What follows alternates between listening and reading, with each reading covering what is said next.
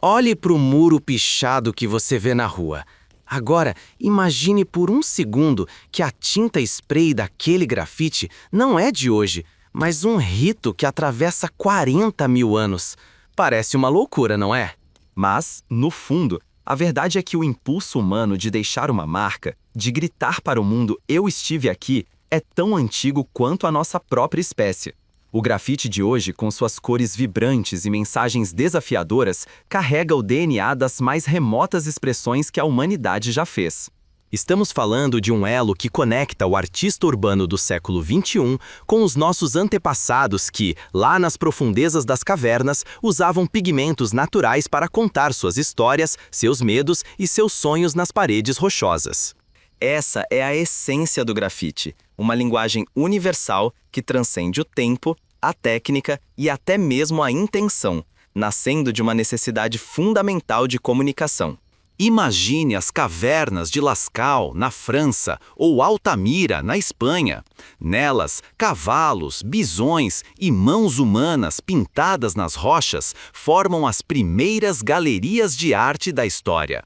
Essas pinturas não eram meros desenhos, eram mensagens, registros de um modo de vida, talvez rituais ou simples demarcações territoriais. Era o ser humano se afirmando contra a imensidão do mundo, deixando um vestígio de sua existência. O ato de rabiscar, de registrar um pensamento ou uma imagem em uma superfície pública, não é uma invenção recente. Pelo contrário, essa prática é uma das mais duradouras manifestações da cultura humana, uma teia invisível que se estende por civilizações e eras. Não demorou muito para que essa forma de expressão migrasse das cavernas para as paredes das primeiras cidades. Pensa nos antigos egípcios, por exemplo. Sim, aqueles que construíram pirâmides e templos colossais. Além dos hieróglifos oficiais que adornavam os monumentos, existiam também as inscrições mais informais, feitas pelos trabalhadores ou por visitantes. Marcas rápidas, às vezes piadas, outras vezes declarações de amor, ou até críticas discretas às autoridades. Eram as vozes do povo, o grafite daquela época, que furavam o discurso dominante e registravam as pequenas realidades do dia a dia. É como se a história oficial fosse o livro encadernado na biblioteca, e o grafite, os rabiscos feitos nas margens por leitores anônimos, adicionando uma camada de verdade popular. Mas talvez o exemplo mais vívido dessa ancestralidade venha de Roma e Pompeia. Nas ruínas dessas cidades, preservadas pelas cinzas vulcânicas, encontramos uma quantidade surpreendente de grafites. As ruas de Pompeia, antes vibrantes e cheias de vida, estão repletas de mensagens gravadas nas paredes. Havia de tudo: anúncios políticos pedindo votos, declarações de amor apaixonadas, fofocas sobre os vizinhos, poemas curtos e até mesmo insultos dirigidos a figuras públicas ou a comerciantes mal-humorados. É como se as ruas fossem um grande mural de recados, um Twitter da antiguidade, onde a população se comunicava de forma direta e sem rodeios. Esses grafites romanos nos mostram que a rua sempre foi um palco para a voz do povo, um espaço onde a arte e a comunicação podiam florescer fora dos templos e dos palácios. Eram mensagens efêmeras, é verdade, mas que nos contam muito sobre o cotidiano e a mentalidade de um povo. A palavra grafite vem do italiano graffito, que significa escrita feita com carvão ou escritas feitas em paredes. No grego, a raiz grafém significa escrever. Essa etimologia é uma chave importante, porque ela nos lembra que, em sua essência, o grafite é sobre a escrita. É sobre a necessidade fundamental de transformar pensamentos em símbolos visuais que possam ser lidos por outros, ou simplesmente para marcar a própria presença. É um testemunho da nossa capacidade de abstração e de comunicação. Ao longo da Idade Média, embora as técnicas de pintura tivessem evoluído para os afrescos nas igrejas, a ideia de deixar marcas em espaços públicos persistia, muitas vezes de forma clandestina, em paredes de castelos ou em monumentos, como um eco silencioso de vozes comuns em meio a uma sociedade rigidamente estratificada. Era a assinatura do pedreiro na pedra fundamental, o símbolo do peregrino na parede do templo, ou a data de um evento importante rabiscada por um anônimo no canto de uma rua. O que todas essas manifestações primitivas e antigas têm em comum é a ideia de que a arte, ou a marca, é feita em um suporte que não foi originalmente feito para isso. É uma intervenção no espaço público, uma apropriação, um diálogo não autorizado, muitas vezes um ato de transgressão. Essa é a base. É essa apropriação que define o grafite desde os seus primórdios. Os primeiros artistas não tinham licença para pintar nas paredes da caverna. Nem os romanos pediam permissão para expressar suas opiniões nos muros de Pompeia. Essa característica, a de ser uma arte que nasce da espontaneidade e muitas vezes da margem, é o que a torna tão potente e por vezes tão contestada. O grafite é a voz que se recusa a ser calada, o desenho que se impõe à monotonia do concreto, a ideia que brota onde menos se espera. Ele nos lembra que a arte não precisa de molduras de ouro ou de galerias climatizadas para existir. Ela pode e deve ocupar o espaço do cotidiano, transformando e nos provocando. É a beleza encontrada no inesperado, a poesia no meio do caos urbano. Essas primeiras manifestações são a fundação, o alicerce de uma história muito maior. Elas nos mostram que o desejo de escrever nas paredes é uma linguagem primária da humanidade, um impulso que nunca desapareceu, apenas se transformou, se adaptou e encontrou novas formas de se manifestar ao longo dos milênios. E essa transformação, essa metamorfose de um ato simples em um movimento global de complexidade artística e social, é uma das histórias mais incríveis que você pode imaginar. Porque, se pensarmos bem, o que o homem das cavernas e o grafiteiro de Nova York têm em comum vai muito além da tinta na parede. Ambos buscam o mesmo: serem vistos, serem ouvidos, deixarem a sua marca no mundo, não importa o quão efêmera ela possa parecer. E é exatamente essa busca por permanência na efemeridade que nos leva ao próximo capítulo, onde as paredes da cidade começaram a falar alto, e o ato de desenhar se tornou um verdadeiro grito de resistência. Mas como essa necessidade ancestral de deixar uma marca saltou das ruínas de Pompeia e das sombras das cavernas para as vibrantes metrópoles do século XX?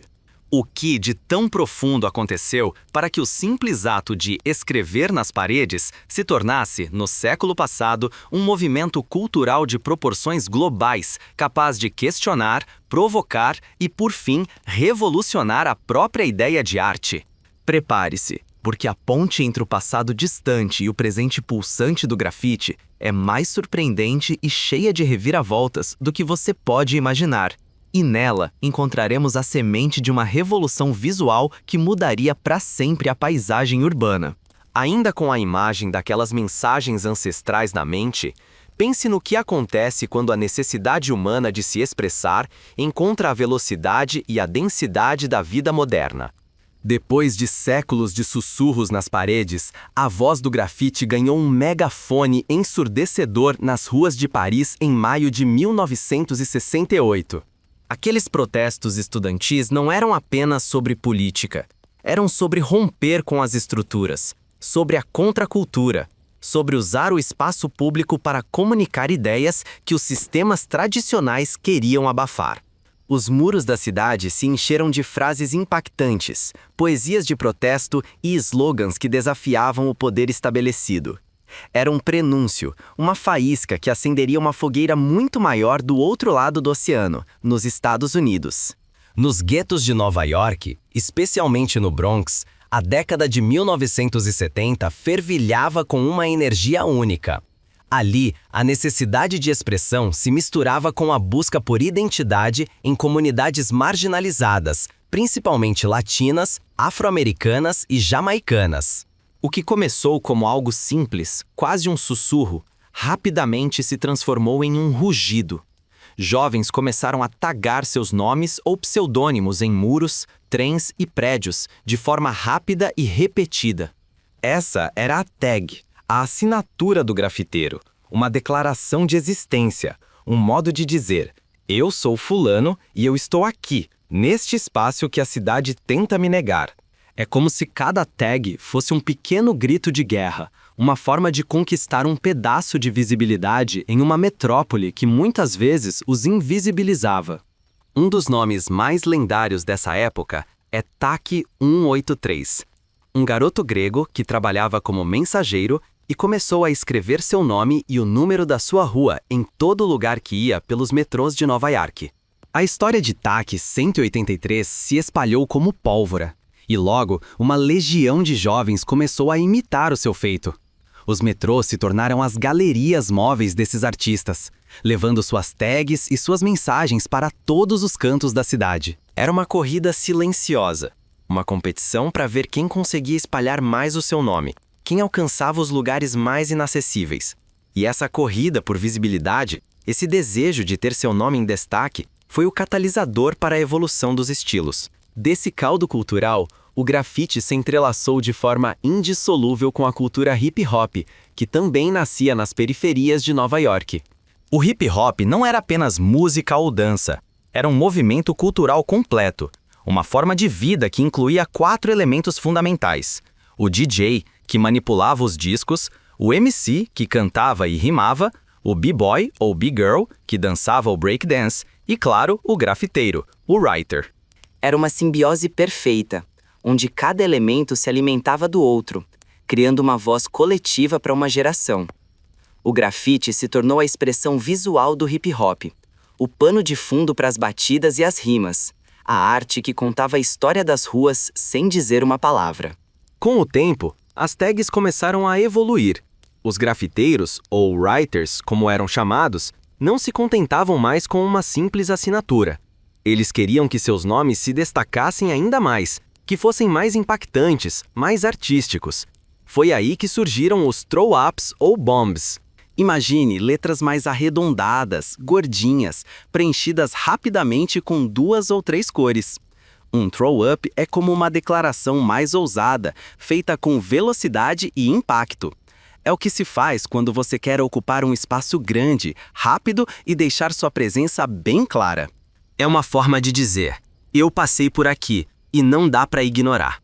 A palavra bombing, inclusive, não é um estilo, mas o ato de fazer o grafite, de bombardear a cidade com sua arte, uma gíria que surgiu nos Estados Unidos nos anos 70. É a adrenalina da ação, a rapidez da execução. Mas a evolução não parou por aí. A busca por originalidade e complexidade levou ao Wild Style, um estilo que parece um emaranhado de letras, cores e formas, muitas vezes quase indecifrável para quem não está inserido na cultura. Pense em letras que se entrelaçam, se esticam, se distorcem, como se estivessem dançando no muro. É como um enigma visual, um desafio para decifrar a mensagem escondida ali. O Wild Style é a máxima expressão da técnica e da criatividade, mostrando o domínio do artista sobre a lata de spray. Era um jeito de os grafiteiros competirem entre si, de elevarem o nível da arte, de se destacarem na multidão. Cada piece, como chamavam as obras mais elaboradas, era uma declaração de habilidade, um manifesto visual. A repressão, no entanto, veio junto com a popularidade. As autoridades, vendo o grafite como vandalismo e um sinal de desordem, intensificaram a limpeza dos trens e a criminalização dos grafiteiros. Muitos se viram obrigados a buscar novos suportes, novos espaços para se expressar. E essa busca levou a uma dispersão, levando o grafite para outras cidades americanas e, de lá, para o mundo.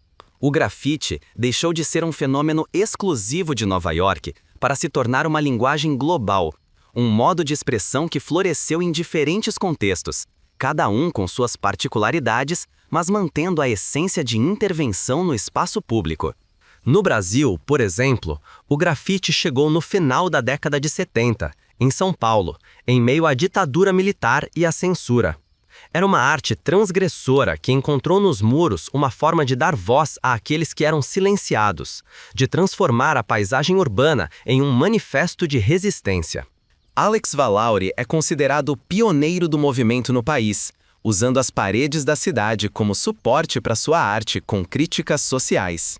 A explosão do grafite nos anos 70 e 80 foi um divisor de águas. Ele não só criou uma nova linguagem visual, mas também desafiou a própria ideia do que era arte. Quem podia decidir o que era arte? Apenas as galerias e os museus? Ou as ruas, com sua espontaneidade e sua energia crua, também podiam ser um palco legítimo para a criação?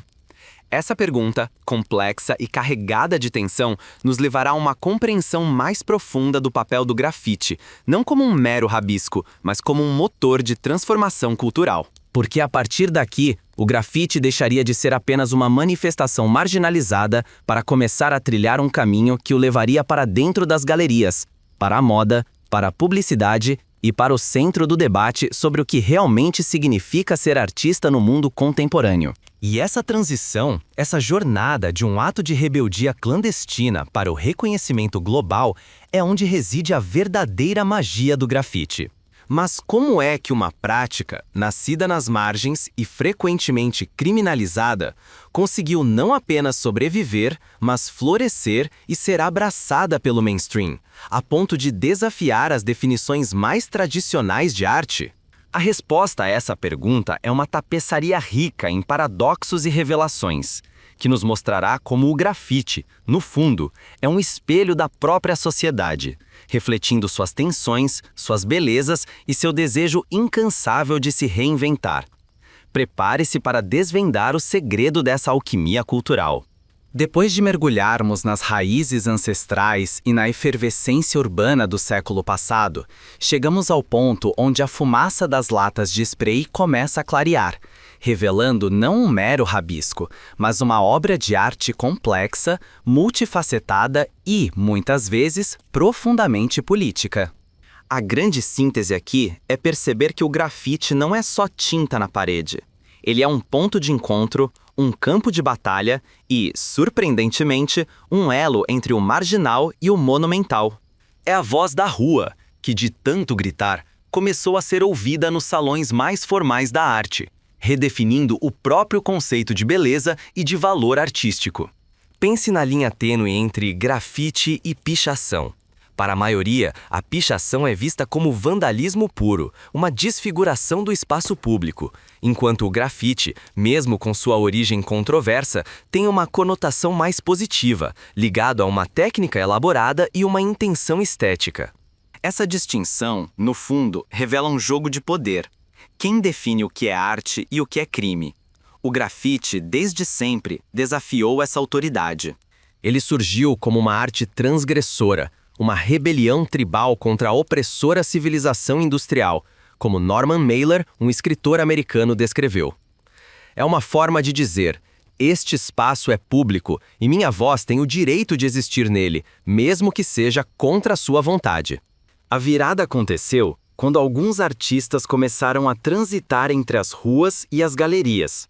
Nomes como Jean-Michel Basquiat e Keith Haring, que emergiram do cenário do grafite em Nova York nos anos 80, foram fundamentais para essa legitimação.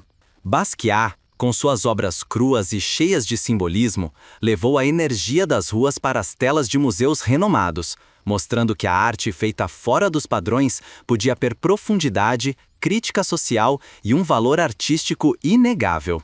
Haring, por sua vez, transformou seus bonecos estilizados em uma linguagem universal, usando as paredes para comunicar mensagens de amor, paz e ativismo social, rompendo a barreira entre a alta arte e a cultura popular.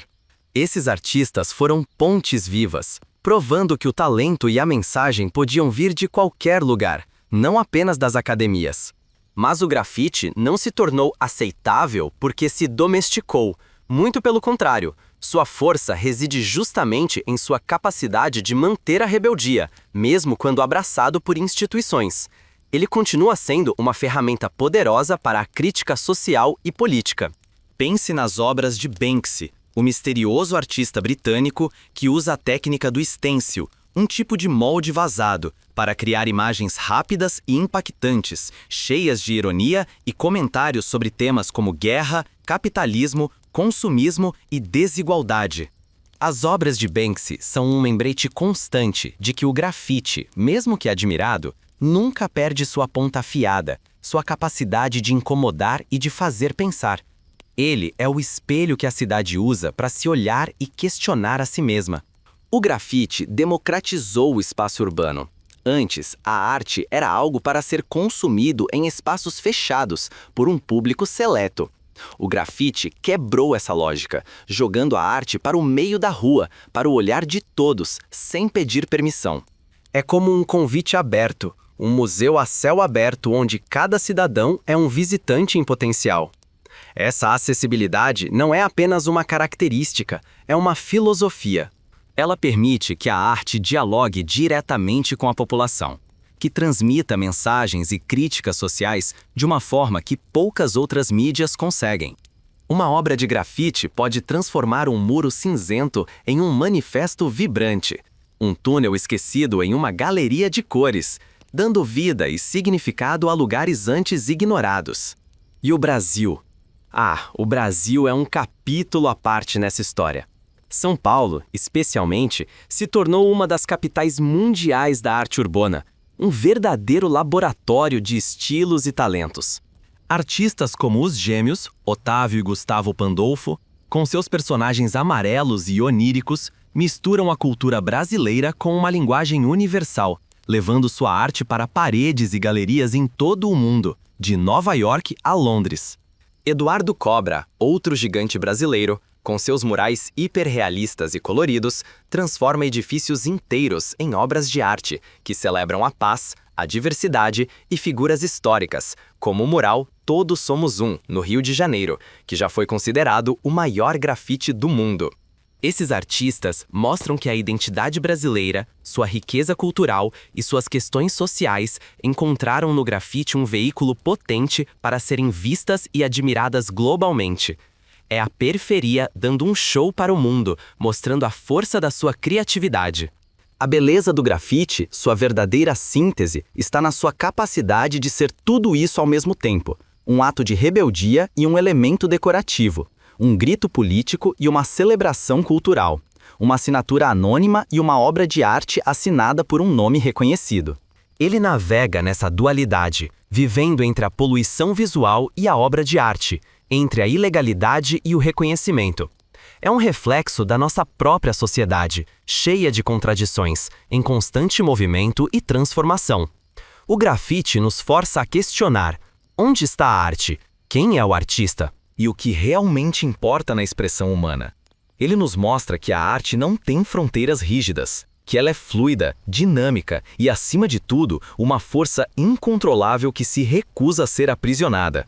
Essa capacidade de transformação do grafite é o que o torna tão relevante na arte contemporânea. Ele dialoga com outros movimentos artísticos, inspira designers, publicitários e até mesmo a moda. É a ponte entre a rua e a galeria, entre o efêmero e o eterno. Porque, no fundo, o que o grafite nos ensina é que a arte é a vida pulsando, a necessidade de comunicar, de desafiar, de embelezar o mundo, mesmo que seja com uma lata de spray e um muro proibido.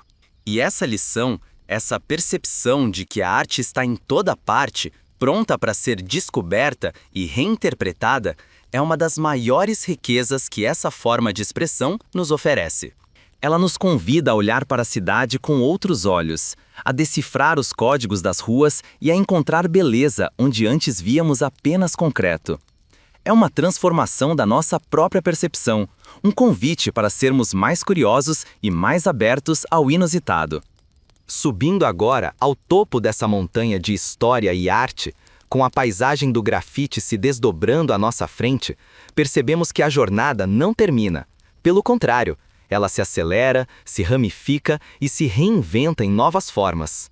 O que começou como um impulso primitivo nas cavernas e ganhou voz nas metrópoles, hoje se projeta em direções que nem os mais ousados grafiteiros do Bronx poderiam ter imaginado.